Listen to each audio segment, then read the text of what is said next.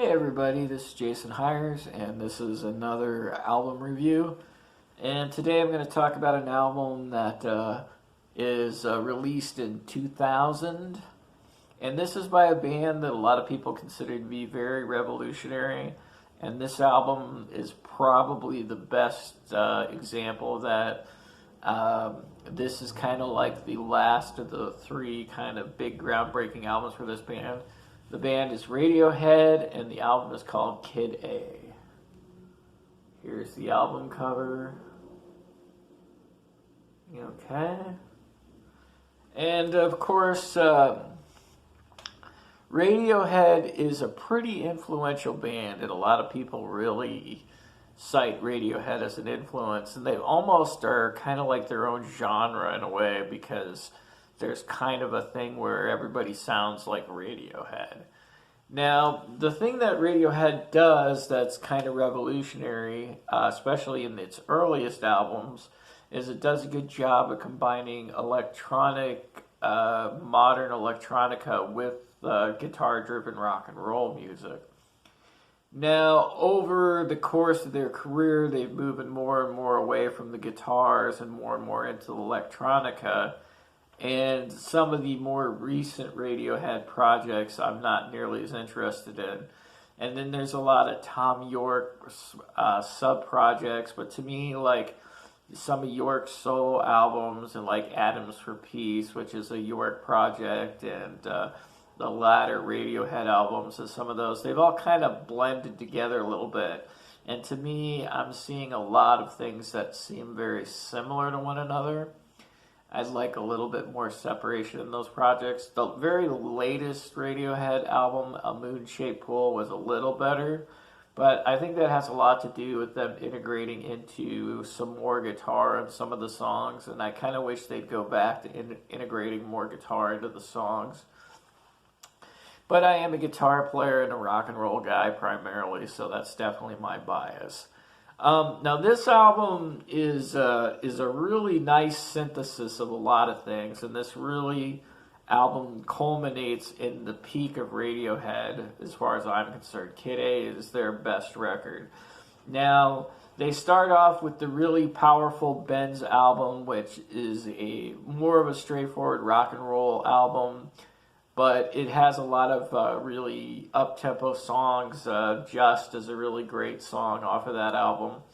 And then it moves into OK Computer, which basically is the first time where they really attempt to do what they do in Kid A, but I think they do it better in Kid A. It's a lot more subtle in Kid A, and it's a lot more integrated.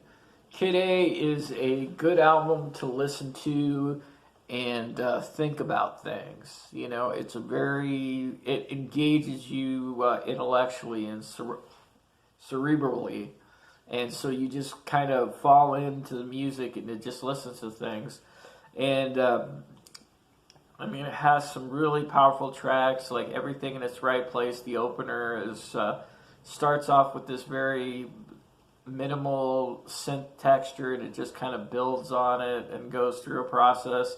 The national anthem, which is track 3, is really a great track, and it has some interesting horns that it brings in. It has this cool little repeating bass line, do do do do do do do do do do do do do do do do. It's a really great song. It's probably one of.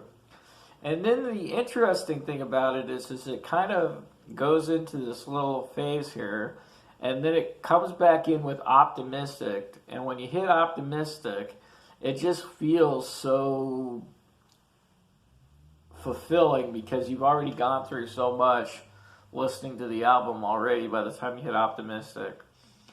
The songs that end the album with probably aren't as strong, but the overall effect of this album is you really feel like you're going on a musical journey, and you really feel like you're going somewhere. Now, one of the secret weapons of Radiohead is their producer, a fellow by the name of NIgel Godrich, and he is one of the best producers in the field. So anything that has NIgel Godrich as a producer, you definitely want to pay attention to, because he's that good. Like, for example, the best My Morning Jacket album called NIgel Godrich. No, yeah, he produced that album. So the biggest thing is that, you just got to really listen to this stuff and see what you think of it. Now, this isn't always necessarily going to immediately jump out at you as being like a super great rock album, but it really is a good album to take you on a kind of a journey. And like I said, it's a really good album to sit there and listen to while you're thinking about something. I mean, it's really a good album for that. So anyway, this album is, if there is any reason why Radiohead deserves as much recognition as it gets, this album is the biggest reason why.